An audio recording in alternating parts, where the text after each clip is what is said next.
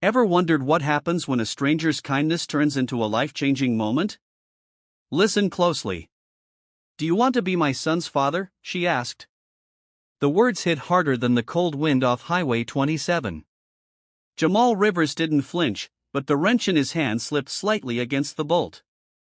He looked up slow, deliberate, his dark brown eyes locking with hers through a curl of engine steam. For a moment, time stood still between them. The young black mechanic in a grease-streaked hoodie, and the blonde woman in a clingy rain-drenched dress that clung to every curve like second skin. Jessica shifted, suddenly aware of how soaked her dress had become. It had been dry when she left the house. Something simple, sleek, navy blue, and maybe a touch too fitted for a road trip with her son. But when the radiator burst and the drizzle turned steady, it molded itself to her hips, her waist, the arch of her back. Now, under the overcast sky and Jamal's quiet stare, she felt the heat rise to her cheeks. "I didn't mean," she stammered, backing up half a step. "I was joking. Sort of. I don't know why I said that." Jamal turned his attention back to the radiator cap. "Overheated," he said flatly, wiping his hand with an old rag from his back pocket. "You'll need to let her rest a while. Might have pushed it too far." Could this encounter change their lives forever? Stay tuned to find out. Jessica didn't respond. She was still trying to recover from her own boldness and the awkwardness of standing there in a soaked dress, chest rising visibly with every breath. What kind of person said something like that to a stranger? But Jamal didn't seem angry, just quiet, reserved. She watched the way he worked, precise, patient, his long fingers moving like someone who knew engines as well as breathing.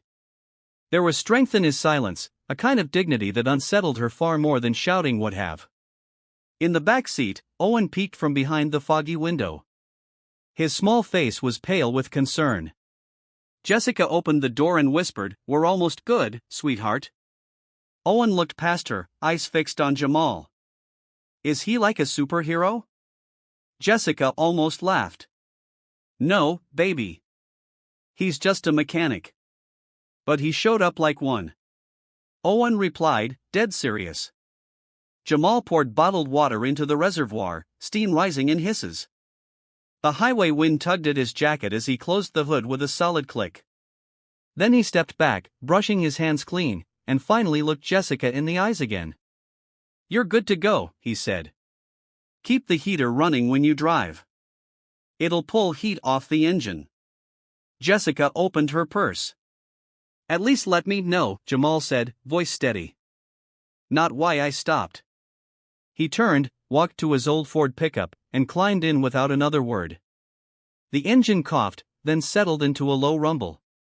Before pulling away, he glanced at them one last time, not with annoyance, not with pity, just a kind of quiet understanding, like a man who'd seen too much to expect thanks. Jessica stood there on the shoulder of the road, keys in hand, heart thumping. The rain had slowed, but her dress still clung to her in a way she couldn't ignore. Could she forget the way Jamal had deliberately not looked at her body, as if choosing respect when others might not have? That more than anything disarmed her. As she drove away, Owen whispered from the back seat, "You should have gotten his number." Jessica didn't answer. That evening, after putting Owen to bed in their small rental house near Cedar Grove, she found herself sitting at the kitchen table with a blank notepad. The smell of engine coolant still lingered faintly on her coat. She stared at the page, then slowly wrote 2 words, "The mechanic." Underneath, she added, "Black truck, Highway 27. Fixed everything, took nothing." Then she circled the last 2 words. Her phone buzzed. A message from her sister, Beth. "You okay? Owen told Mom some guy rescued you on the highway. She's imagining a serial killer. Call me." Jessica smiled faintly. If only her mother knew how far from dangerous he had felt. Down the hall, Owen's voice drifted faintly through the wall. "Night, Dad," he whispered before sleep claimed him. Jessica froze. Her throat tightened. She walked to his room and opened the door gently. "Sweetheart, did you say something?" Owen rolled over. "Nothing. I was just talking in a dream." She leaned down and kissed his forehead, but she didn't sleep much that night. Across town, Jamal sat on the front porch of a small single-story home with peeling paint and a warped screen door. The air smelled like pine needles and old oil. His mother, Claudine, was dozing in her recliner inside, television still buzzing with static. He sipped coffee from a dented thermos, staring out into the night. Her words echoed again. "Do you want to be my son's father?" Jamal shook his head with a bitter chuckle. "These people out here say the damnedest things," he muttered to himself. But he didn't laugh again. Because what he couldn't admit, even to himself, was how those words, a joke, half a dare, had reached some part of him that had long been silent. Some part that remembered what it was like to be 9 years old, waiting for a father who never showed. He stood, glanced back at the house, then went inside, locking the door behind him. Tomorrow, he'd head out early. There were 2 brake jobs on the schedule, and his mom had a doctor's appointment. Life didn't wait for feelings. But that night, he dreamed of a small boy handing him a wrench, and a woman's voice clear and steady, saying something that no one had ever said to him before. 3 days later, Jessica Palmer found herself parked outside an auto shop that didn't technically exist. There was no sign above the door, no logo on the window, just a plain white garage at the edge of town with peeling siding and a flickering porch light that buzzed like a tired bee. But this was the address she'd found scrolled on the back of a church bulletin posted in the Cedar Grove Community Center. Fixing forward, Thursday and Saturday service days, 7:30 a.m. It was Saturday. She hadn't told Owen where they were going, just that they had an errand to run. He sat in the back seat, swinging his legs and humming to himself, clutching the same sketch pad he hadn't let go of since their car broke down earlier that week. Jessica checked the time, 7:26 a.m. She got out first, adjusting her denim jacket.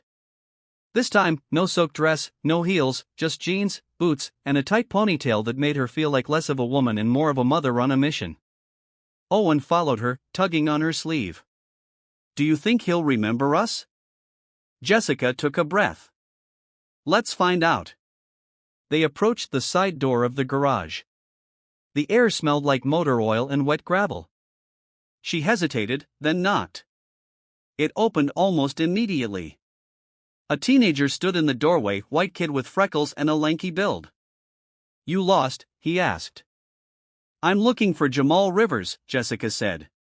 "He fixed my car Tuesday. I'd like to return the favor or volunteer." The boy hesitated. Then a voice came from deeper inside. "Let them in, Micah." Jessica's heart jumped. That voice, calm, low Jamal. Micah stepped aside. Inside was a space that looked like it had been cobbled together from a junkyard and a church mission, folding tables stacked with toolkits, extension cords snaking across the floor, a half-eaten box of donuts sitting next to a jug of coffee, and 5 men of various ages working on a dented minivan's undercarriage like it was open-heart surgery. Jamal was by the far wall, bent over a clipboard. He turned, saw her, and froze for a full 2 seconds. No one said a word. Jessica felt the heat creep into her cheeks. "Hi," she said softly. Jamal straightened. "What are you doing here?" She motioned to Owen. "He wanted to see you again. And I wanted to see this." "What you do?" Jamal gave a short nod. "You brought gloves." Jessica lifted her hand. "A brand new pair bought the night before." She hadn't been sure what kind she needed, so she asked the guy at Home Depot what mechanics wore. "You'll be helping Micah sort alternators," Jamal said. "We've got 5 stops today and we run tight." Jessica glanced around. "You let people tag along." "Not usually, but you showed up anyway." He looked at her, not annoyed, not quite amused either. Just resigned, as if he'd learned long ago that resisting certain things was a waste of time. "Don't trip over the cords. Don't get in the way. Don't talk too much. 3 rules." "Got it." Micah handed her a plastic tub full of starter motors. "Just separate the ones with cracked housings. Anything that rattles, toss in the junk pile." Jessica knelt beside the table, trying not to wince at the cold concrete floor. Owen hovered near Jamal, sketchpad in hand. "Can I draw you while you work?" Jamal raised an eyebrow. Why? You look cool when you fix stuff. Like Batman, but quieter. Jamal didn't respond, but he didn't say no either. By the time they loaded up the first truck, Jessica's fingers were stiff and slightly blackened. She hadn't realized how physical sorting could be. Jamal handed her a thermos of lukewarm coffee. Only thing we don't ration, he said. She took a sip and nodded. Tastes like gasoline. It's shop coffee. Be grateful it's not chewing through the cup. The first stop was an elderly woman in a mobile home on the outskirts of town. Her car wouldn't start. Jamal and another man named Wilson popped the hood, diagnosed a dead battery, and swapped in a replacement from the back of the van. Jessica watched as they worked, not with speed, but with care. Every action was deliberate. No shortcuts, no showboating. The woman, Miss Lillian, offered Jamal a $5 bill. He refused. You already bought the battery? Jessica asked as they drove to the next house. Jamal nodded. Picked it up last night with your own money.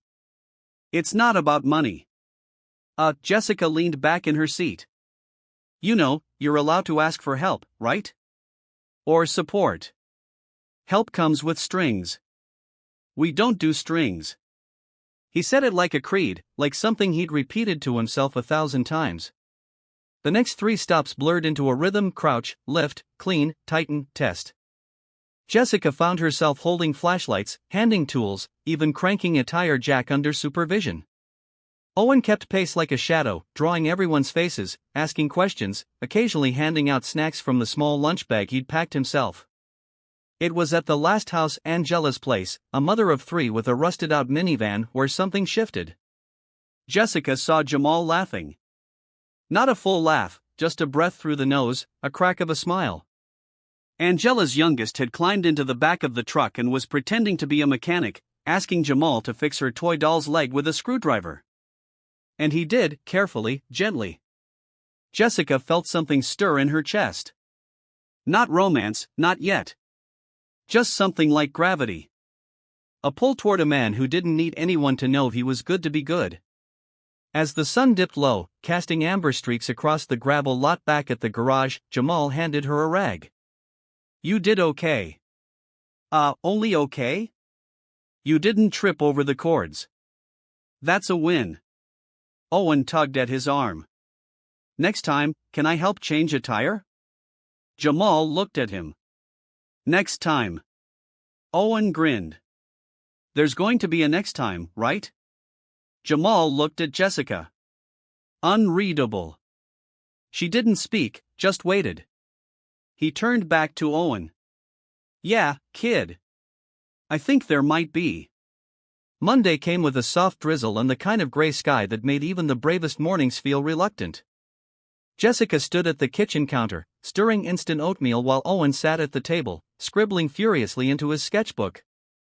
His latest drawing showed Jamal under the hood of a truck, one hand holding a wrench, the other resting on Owen's shoulder. It was crude, childlike, but deeply telling. Jessica glanced at the page. You gave him a cape? Owen nodded. Because he's the only superhero who carries tools instead of weapons. Jessica smiled, though something about the simplicity of the statement hit her in the chest. She walked to the window. Across the street, a garbage truck groaned and hissed, making its morning rounds. Normal life kept moving, but something inside her hadn't returned to normal since Saturday. She still hadn't told her sister. Still hadn't told anyone what she was doing, volunteering weekends with a mechanic she'd only just met, letting her son follow a man who barely spoke. And yet, it felt more right than anything had in a long time. That afternoon, while Owen was at school, Jessica sat down at her laptop. The screen was blank, cursor blinking in rhythm like a quiet dare. She didn't mean to write a story.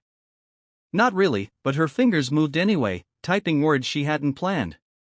He fixed more than the engine. He fixed the silence between us. She stopped, erased it, typed again. Some people show up with capes. Others show up with sockets and steady hands. The words felt honest, not performative, not polished, just true. Her phone buzzed. Unknown number. She hesitated, then answered. Jessica Palmer. Yes. This is Pastor Hill from Greater Mount Hope. One of my parishioners said you were looking into the Fixing Forward group. Is that correct? Her stomach tightened. I've been volunteering. That's all. I see. I only ask because we've had concerns before. They're not a formal nonprofit. No tax records, no oversight. Jessica bristled. So what? Well, in today's world, people want to know where their support goes. Who's liable if something goes wrong? Sometimes people just do good things without needing a paper trail, Pastor. There was a pause, then a quiet chuckle. I like your spirit, Miss Palmer, but I hope your heart's as prepared as your mouth, because if you write about them, you'll stir up attention they may not want. She ended the call. That evening, she drove to her mother's house to pick Owen up. Her mother, a stern woman in her 70s, met her at the door with her usual scowl. I heard you've been spending your weekends with a mechanic, she said. Are you trying to end up in the news? Jessica kept her voice even. He's not just a mechanic, Mom. Her mother crossed her arms. He's not Owen's father either. Jessica looked away. No. But maybe he's the kind of man a kid should have in his life. A beat passed. Her mother's gaze softened. Just barely. Don't get your hopes up too fast. Hope has sharp edges when it shatters. Later that night, Jessica found Owen asleep on the couch, sketchpad open on his chest. She gently lifted it, flipping through the pages. There was one that caught her breath, a rough drawing of their old family photo, her, Owen, and a man-shaped blank space with the word, someone written inside. She closed the book, kissed his forehead, and whispered, we'll figure it out. Across town, Jamal sat beside his mother's bed, spooning warm broth into her mouth. Claudine's hands trembled as she tried to hold the bowl herself, but Jamal didn't let her. You're fussing over me too much, she murmured. You say that every night. You got that woman on your mind? Jamal paused.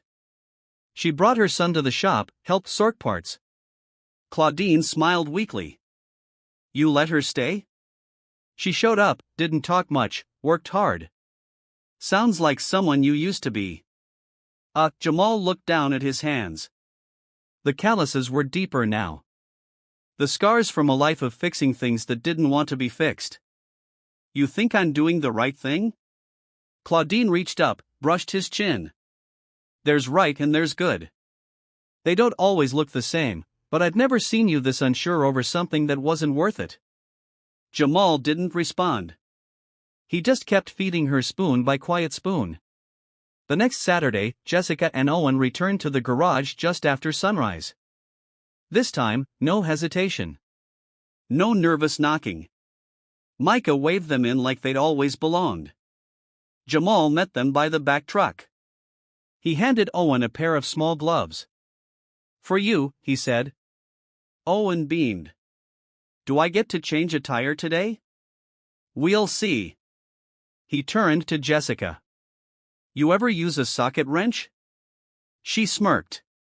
You show me once, I won't forget. Oh, they drove out in a caravan, trucks, a van, and a borrowed SUV filled with donated parts. The air smelled like pine and exhaust. Jessica sat in the passenger seat of Jamal's truck. Her hand brushing against a clipboard filled with addresses. These all in town, some others out past Ashbridge. You drive this route every weekend? Most of it. Why? Jamal looked ahead, voice quiet. Because some people don't have anyone else to show up. She stared at him. And who shows up for you? His jaw tightened. He didn't answer. They reached the first house. A double-wide trailer perched at the edge of a muddy lot. A man in his 40s limped out, leaning on a cane. His name was Donnie. His car had a dead alternator and a cracked belt. Jessica handed tools, held flashlights, passed water bottles. She wasn't a visitor anymore. She was part of the rhythm. Later, while the others worked on the van, Jessica leaned against the fence, watching Owen show Micah how to shade faces in pencil. Jamal joined her. He's got an eye for detail. He sees things most adults miss. He watches you. She turned, surprised. What do you mean? When you're quiet, he gets quieter. When you're scared, he notices. You don't say things out loud, but he hears them anyway. Jessica swallowed. His father wasn't like that. Jamal didn't ask for more. They stood in silence, wind rustling the trees. Then Jessica said, "You ever get tired of carrying other people's weight?" Jamal glanced at her.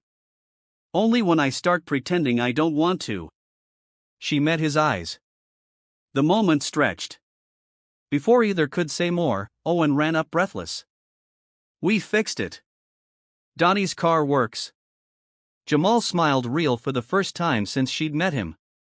And in that smile, Jessica saw something rare.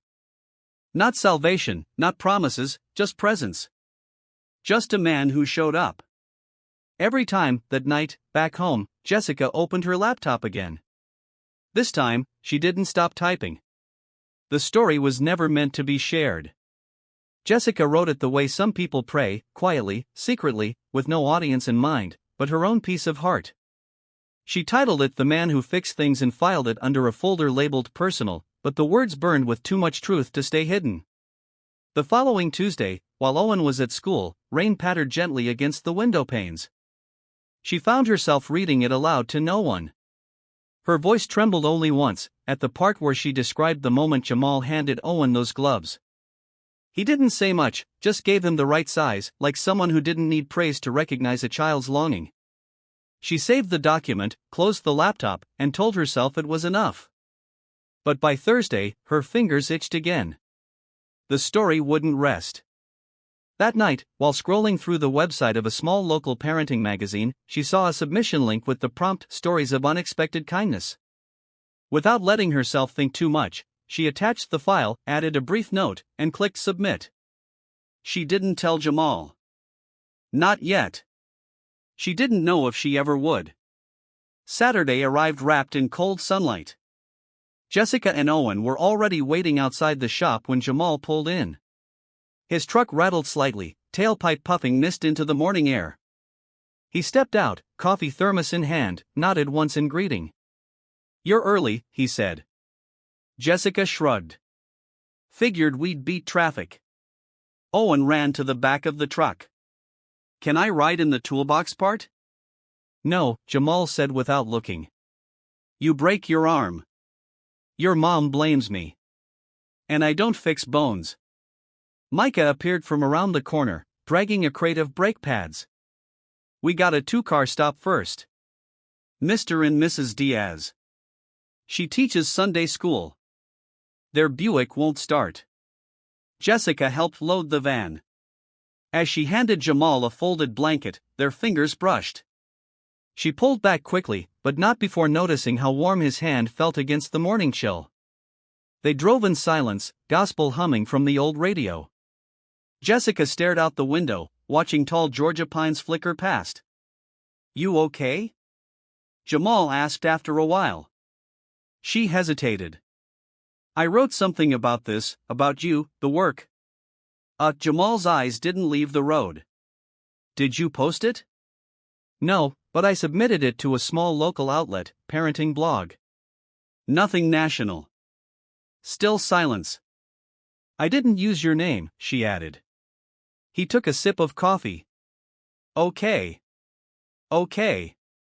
He nodded. "People are going to say what they want anyway. Might as well let one of them get it right."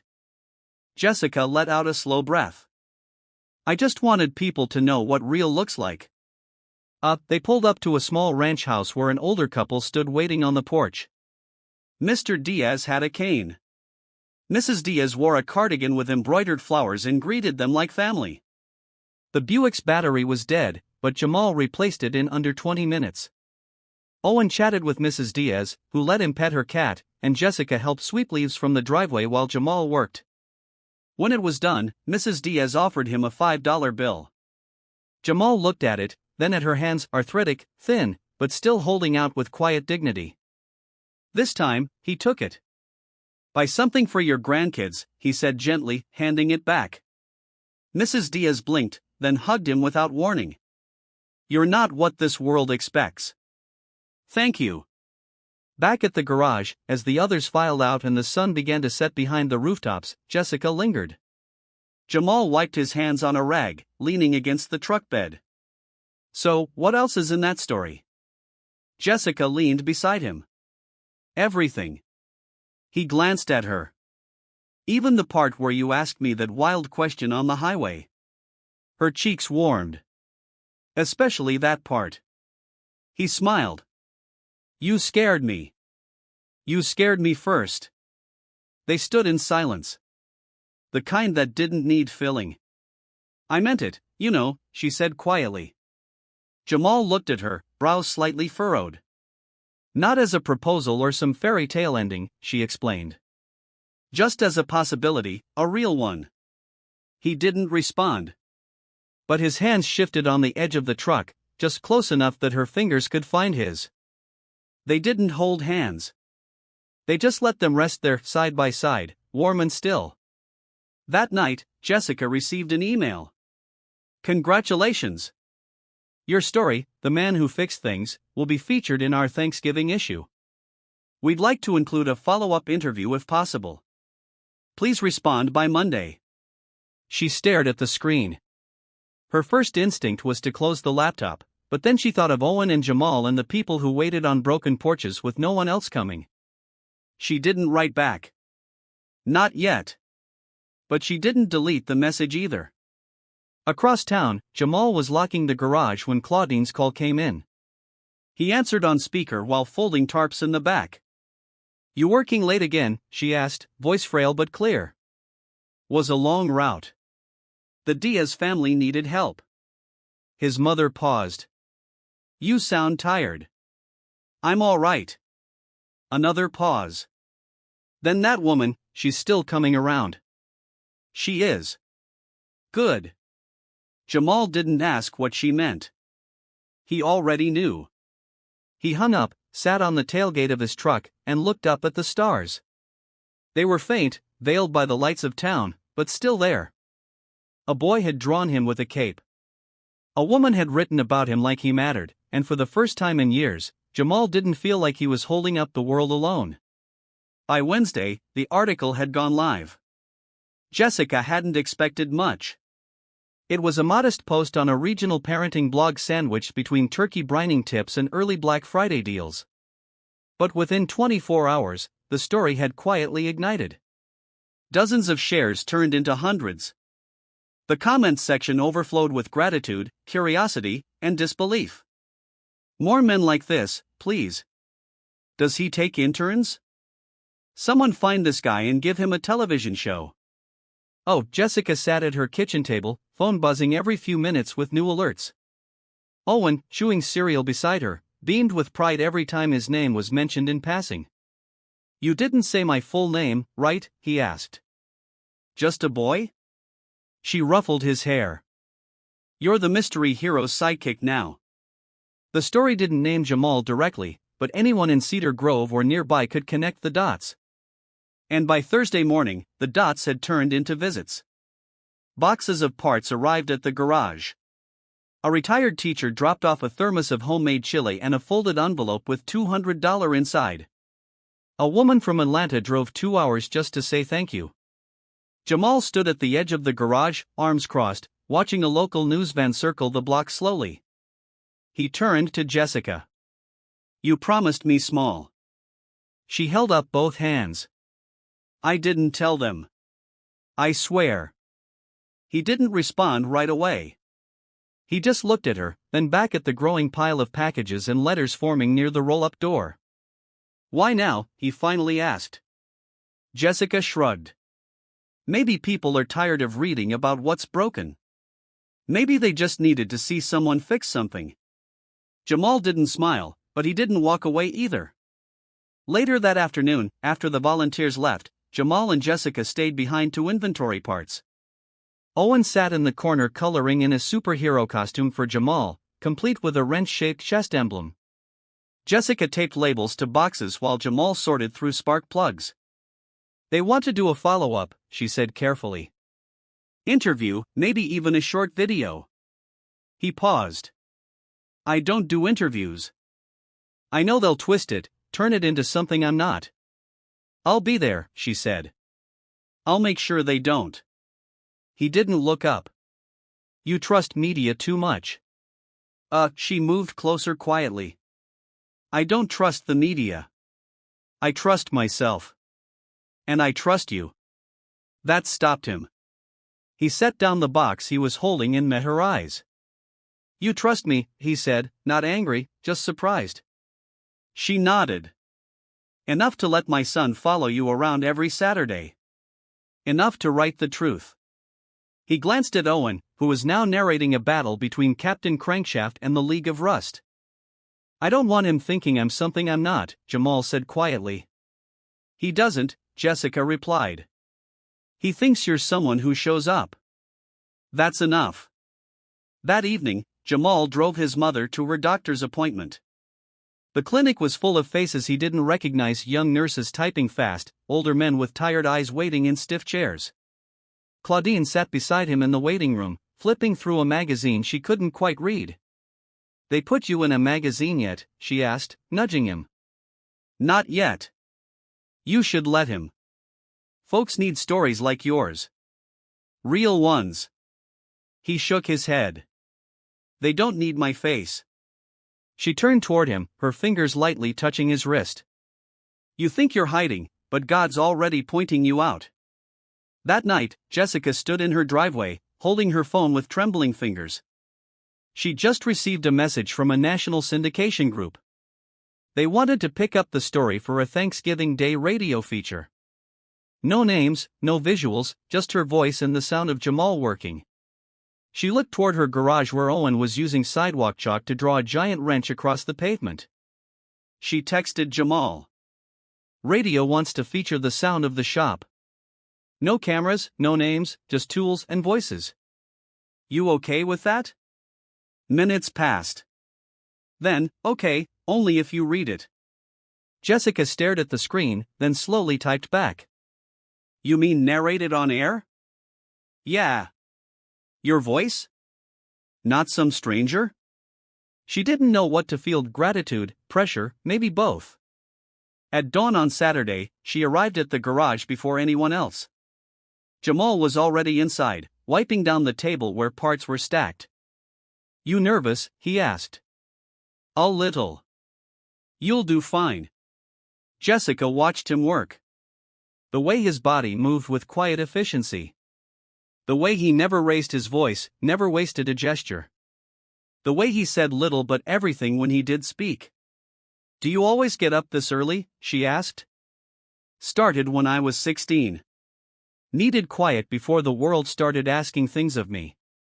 She nodded. I get that. They didn't talk much after that. Just prepared. The radio producer arrived with minimal gear, just a handheld mic, a directional recorder, and a warm voice that respected boundaries. Jessica read her piece softly, slowly, seated at the same table where she'd first sorted alternators. Jamal didn't hover, but he didn't leave either. When it was done, the producer leaned back and smiled. There's a lot of noise out there, he said. But this sounds like grace. Jamal walked him to the door, shook his hand without speaking. That night, they listened to the broadcast together. Jessica sat on the worn leather couch in Jamal's living room. Claudine was asleep in the back. Owen lay curled up with a blanket at her feet. Jamal stood in the doorway, arms crossed, listening as her voice floated through the speakers. He didn't fix the world. He didn't fix every broken thing, but he fixed what was in front of him.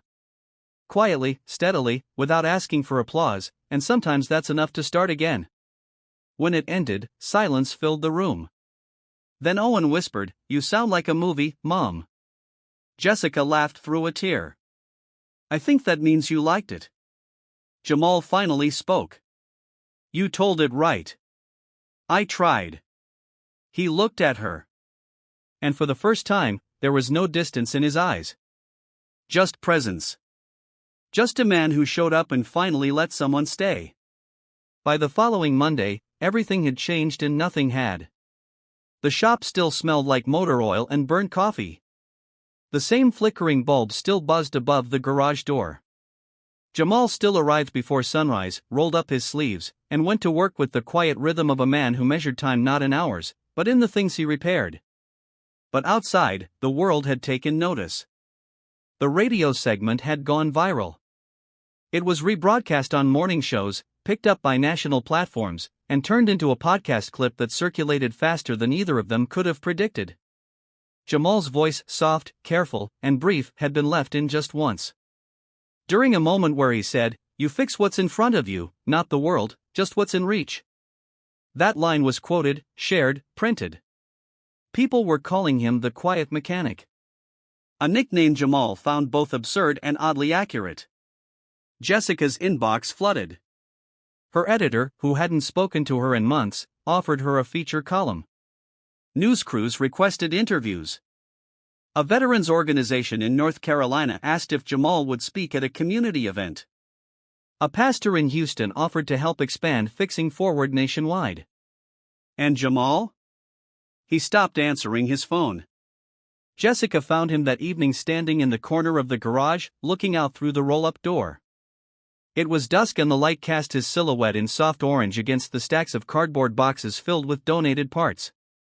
She approached carefully. "There's a man from Denver offering to ship you a lift kit brand new." Jamal didn't turn. "I don't want a lift kit." She waited. "I don't want banners or business cards," he continued.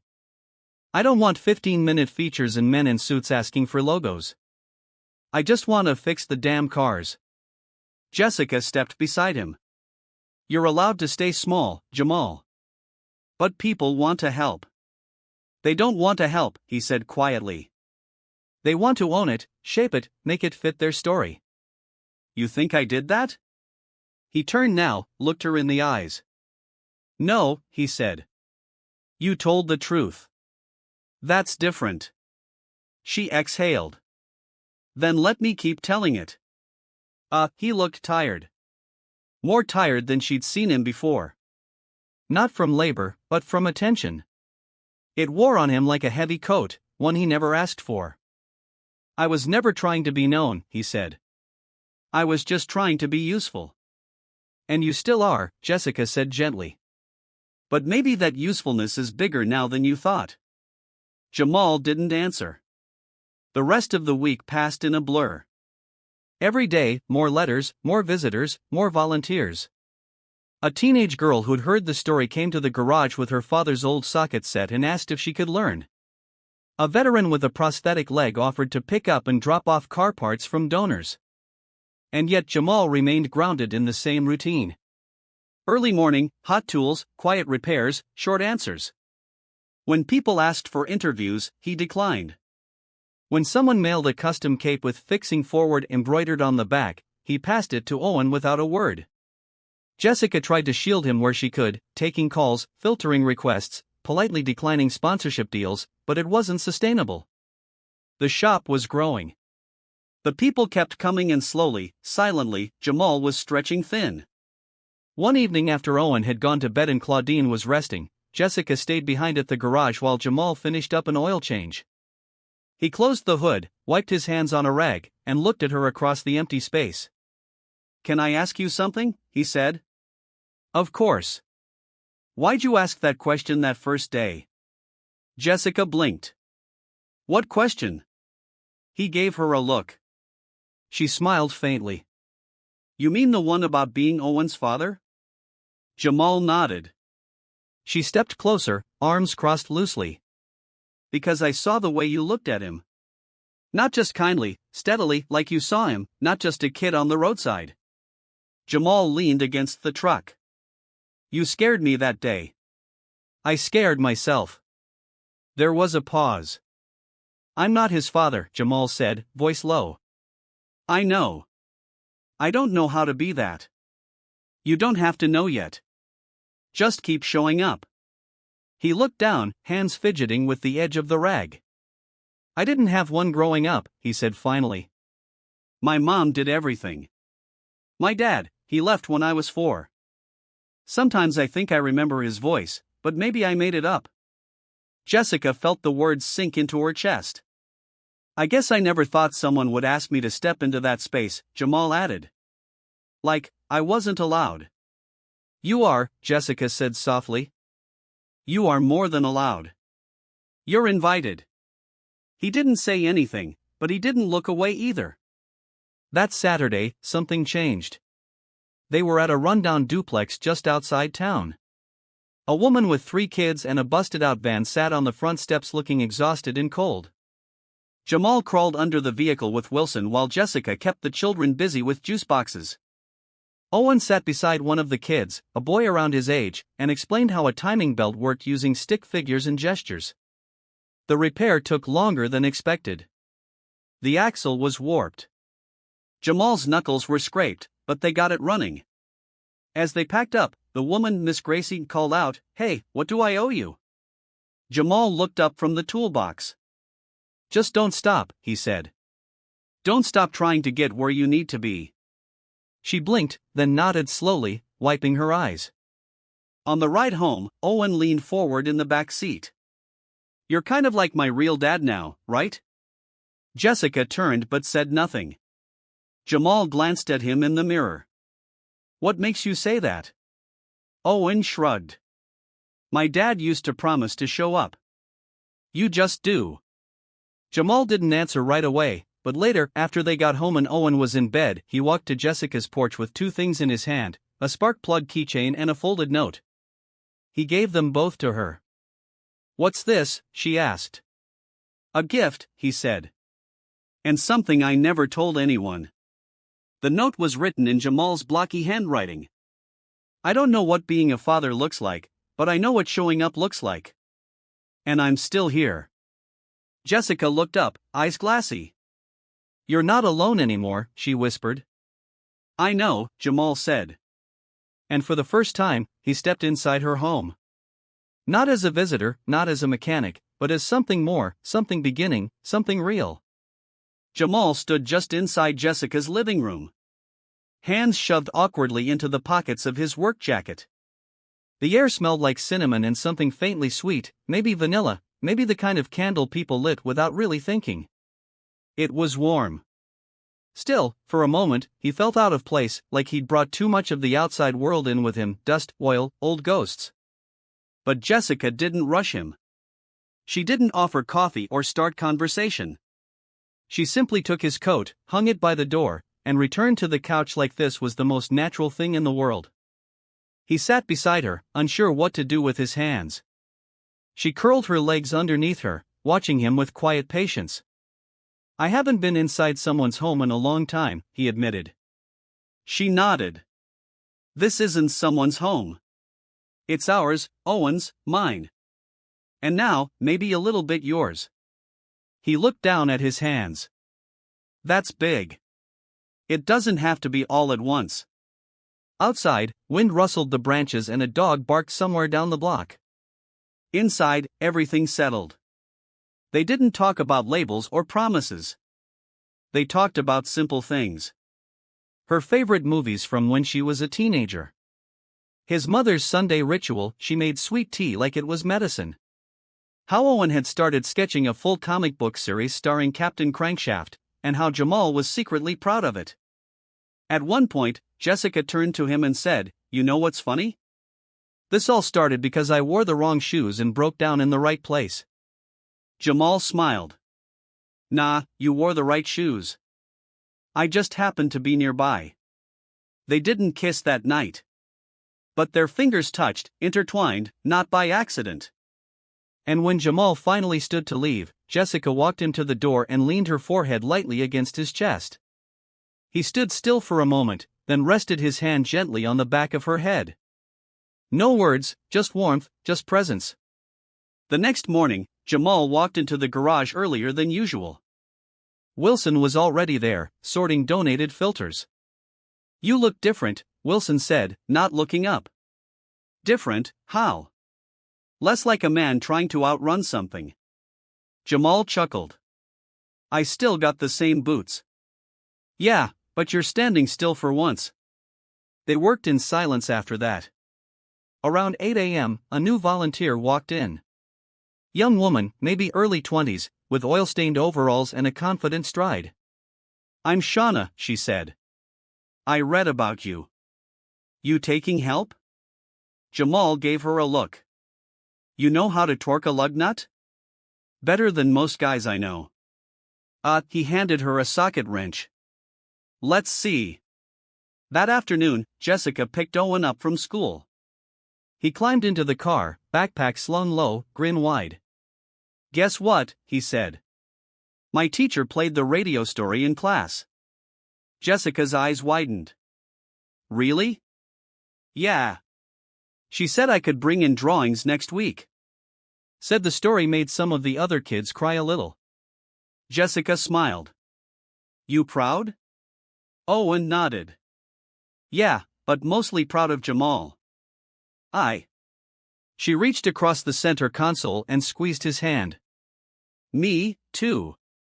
That evening, Jessica visited Claudine. The older woman was resting in her recliner, a knit blanket draped over her lap and a book of crossword puzzles open on the table beside her. Well, look who finally decided to come say hello, Claudine said, her voice raspier than usual. Jessica knelt beside her. You mind some company? Not if you brought pie. I brought stories. Claudine chuckled. Even better. Oh, they sat and talked for nearly an hour. Jessica told her about the interview requests, the donation drives, the way Owen kept drawing Jamal with broader shoulders and bigger hands. He draws him like he's 10 feet tall, Jessica said. Claudine smiled softly. That's how children draw the people they trust. Jessica hesitated. Do you think he's ready for this? I mean, for us? Claudine's eyes grew sharper. Child, he's been carrying the weight of everyone else's repairs for most of his life. Don't you think it's about time someone handed him something whole? Jessica blinked back tears. I don't want to be another job he feels obligated to finish. Then don't be. Be the place he doesn't have to fix anything. Later that night, Jamal drove to Jessica's house. He didn't bring tools or parts, just 2 paper cups of hot chocolate and a book Owen had accidentally left in the garage. He knocked once and waited. Jessica opened the door wearing sweatpants and a faded college sweatshirt. She smiled. You brought cocoa and homework, he said, holding up the book. Owen ran to the door. Thanks. I was going to be toast if I lost this. You're good, Jamal said, handing it over. Captain Crankshaft needs his origin story. Owen grinned, then darted back inside. Jessica stepped aside. Come in. Jamal hesitated. She touched his arm. You're not an outsider anymore. He stepped in. That night, they sat on the couch sharing cocoa in silence. Not the empty kind. The kind that means you don't need to fill every moment. The kind that says, you're safe here. Owen fell asleep in Jamal's lap, head against his chest, breathing even and deep. Jessica whispered, you don't have to say yes to anything right now. Not to me. Not to him. Jamal looked down at the boy curled against him, then up at her. I'm not saying yes, he said softly. I already did. The day I didn't drive past you on the highway. Jessica nodded, eyes glistening. Sometimes families begin with papers and rings. Sometimes they begin with a flat tire, a quiet man, and a boy who just wanted someone to show up and stay. Jamal had never attended a school assembly before, not as a student, and certainly not as someone being clapped for. But there he was, sitting stiffly on a folding chair near the front of Jefferson Elementary's gymnasium, sandwiched between Jessica and Principal Halbert, while the walls echoed with the sound of 100 tiny hands clapping. Owen stood on the stage, awkward in his pressed khakis and button-up shirt, holding a microphone with both hands like it might float away. A giant poster behind him showed a rough but charming drawing of a superhero in a jumpsuit holding a wrench, Captain Crankshaft, unmistakably inspired by Jamal. My mom says heroes don't always wear capes, Owen said into the mic, glancing toward Jamal. Sometimes they just fix things without asking for anything back. This one fixed our car, then he fixed our family. There were gasps and a few adults wiped their eyes. Jessica's hand found Jamal's on the chair between them, her fingers curling around his in silent solidarity. When the applause rose again, louder this time, Jamal looked down at the polished floor and smiled, unsure what to do with all the warmth being thrown his way. Afterward, as the crowd dispersed, Owen ran to Jamal and threw his arms around him. "You okay?" the boy asked. Jamal crouched to his level. "Yeah, I just never been called a superhero before." You better get used to it," Owen grinned. "I told the whole school." They all walked home that day. No car. No rush. Just 3 people taking slow steps down Maple Street like it belonged to them. The sky above was crisp and blue with clouds like brushstrokes. Neighbors waved. One elderly man on his porch gave Jamal a nod. The kind reserved for veterans or preachers, men who'd earned quiet respect. At home, Claudine was sitting in the living room with a folded newspaper in her lap. "You made page 7, she said without looking up. Jamal raised an eyebrow. 7 above the obits and below the mayor's dog show. That's solid ground. He laughed, easing into the armchair across from her. Jessica brought out lemonade and slices of sweet potato pie, still warm from the oven. This is too much, Jamal said. You better get used to that, too, Jessica replied. Later that evening, a call came in on Jamal's phone. Unknown number. He almost didn't pick up. Mr. Knox, the voice asked. This is Marcia Carter from KJX Radio.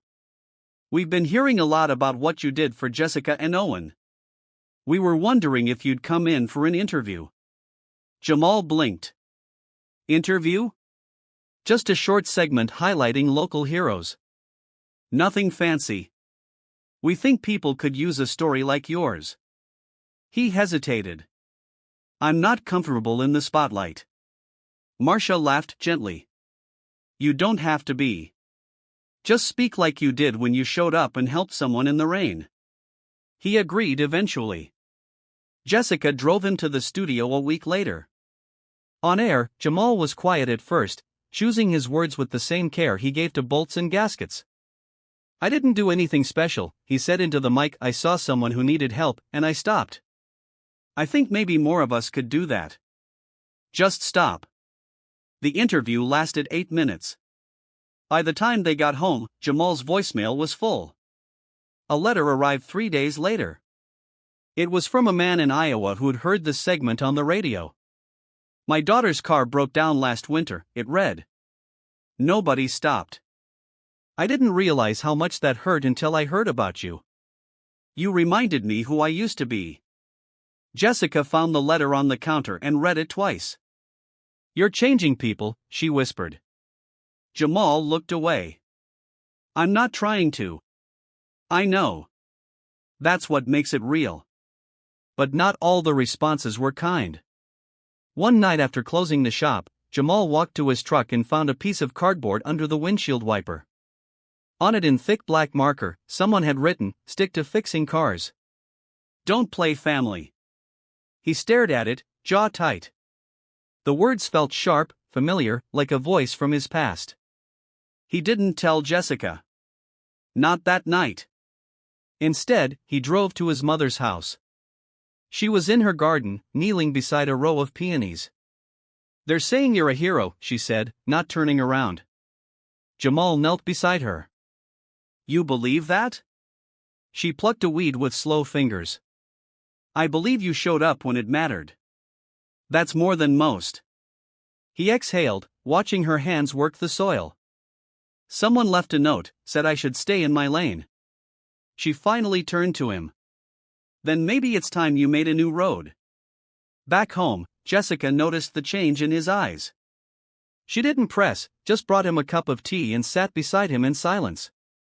Owen came in later, dragging a blanket and curled up between them on the couch. Are we a real family yet? He asked sleepily. Jamal looked at Jessica, her eyes held no doubt. Yeah, he said softly. We are. That night, Jamal sat at the kitchen table long after everyone else had gone to bed. The letter from Iowa sat beside his coffee mug. In his hand, he held a pen, poised over blank paper. Finally, he wrote, "To anyone who's ever driven past someone in need, next time, stop. Not for praise, not for thanks, just because someone once did it for you." He folded it, tucked it in an envelope addressed back to the radio station, and for the first time in years, he slept through the night. The smell of pine wood and sawdust still clung to the frame of the new front porch. Jamal stood there that Saturday morning with a power drill in one hand and a coffee mug in the other, surveying the final screw he tightened. It was nothing fancy, just a small extension with 2 sturdy steps.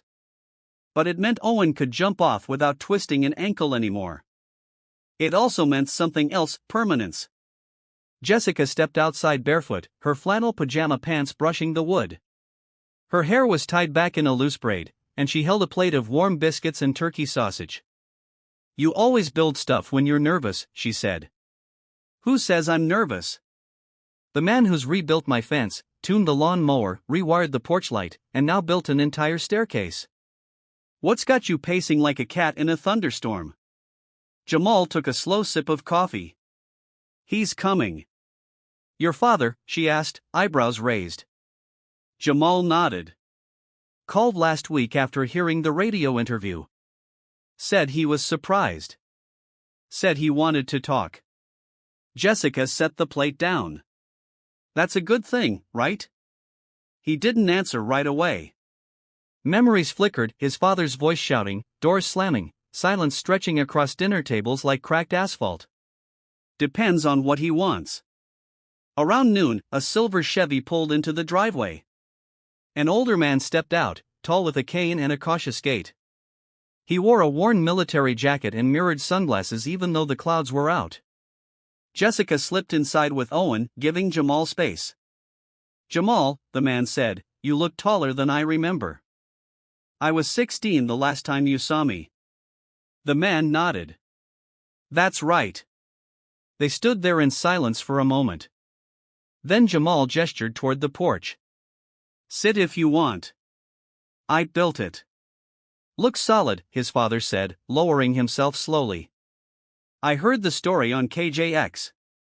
The car, the woman, the kid. You sound different.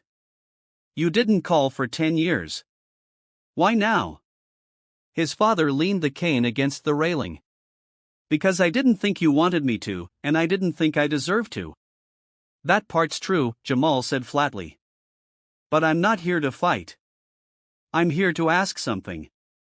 The old man reached into his coat and pulled out a small envelope. "I'm dying, son. Stage 4 lung. I've got a month, maybe 2. I don't want forgiveness, but I want to see the kind of man I raised. Even if I wasn't there for most of it." Jamal stared at the envelope, but didn't take it. "I raised myself. That's what I wanted to see. You did it. Without me, you turned into something good." For the first time, Jamal looked at his father not as a towering figure of his childhood, but as a tired man, worn by regret. "Come inside," he finally said. Jessica made biscuits. Inside the house, the mood softened. Jessica greeted his father with a polite smile, and Owen, after a cautious stare, offered him a drawing of the Captain Crankshaft character. They sat around the kitchen table, and time, once frozen in pain, began to thaw. Later that week, Jessica drove Jamal to his second radio appearance. This time, they'd asked him to co-host a special episode on everyday justice, stories of people doing the right thing without cameras, likes, or hashtags. "You ready?" Jessica asked as he tightened his seatbelt. "Yeah," he said. "Funny thing is, I used to hate my voice. Thought it didn't sound like someone people would listen to." "Well," she smiled. "You were wrong." In the studio, the host introduced Jamal as the man who reminded us that small acts can shift the biggest walls. They asked him about forgiveness, legacy, community. He answered calmly, but when the final question came, "What's one thing you'd tell your younger self?" He paused, then quietly, "Don't run from love, from pain, from family. Let it hit you. Then choose to stay." That night, the station's website crashed from the number of people trying to download the episode. Letters poured in again, from war veterans, from single mothers, from grown children estranged from their parents. One letter scrawled in uneven handwriting read, "You gave my son permission to come back home." 1 week later, the Allenale Community Center held a fundraising banquet. Jessica in a long emerald dress stood beside Jamal as they announced the creation of a new program, Knox Hansen Initiative for Training Young Boys in Auto Repair and Life Skills, sponsored by local businesses, powered by Jamal's name. As the applause faded, Owen tugged on Jamal's jacket. "Does this mean I get to learn engines now?" "Only if you want to," Jamal said. "But you'll be good at it." The boy grinned. "I already drew a logo." On their drive home, Jessica looked over. "Did you ever imagine your life would look like this?" "No," he replied. "But maybe that's the point. You don't fix your life by planning it. You fix it by showing up." As Owen brushed his teeth and Jessica folded laundry, Jamal stepped out onto the porch. The night was quiet. Crickets sang. The wood under his feet creaked gently, a reminder that even new things carry the weight of what came before. He pulled the old cardboard note from his pocket, the one that once told him to stick to fixing cars. He turned it over, scribbled on the back, "I fixed more than that." Then he folded it in half and tossed it into the fireplace. As the flame took it, Jessica joined him. Cold out a little. She wrapped her arms around his waist and laid her head on his shoulder. "Warm in here, though." "Yeah," he said, pulling her close. "Home tends to do that." And just like that, with nothing dramatic, no music, no headlines, Jamal Knox finally stopped running. Not because someone asked him to, but because he chose to. Brought to you by BUP Stories.